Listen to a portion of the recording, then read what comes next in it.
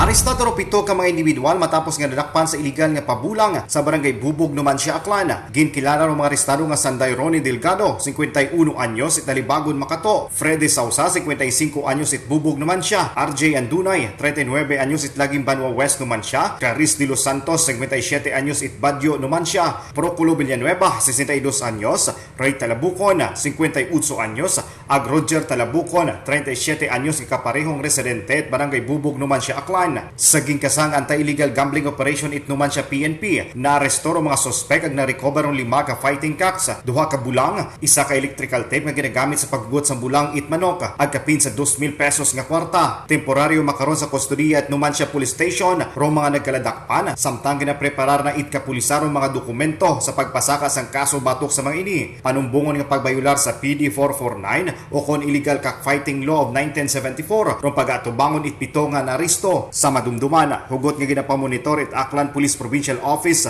ro illegal nga pabulang sa probinsya, lakip na ro illegal number games aga baraha. Balita regional lagi ka sa probinsya it Aklan, ini si kabanderang Julito Valles Borda, nagabandera it matuod nga serbisyo publiko ag kalingawan sa Western Visayas. Radyo Bandera.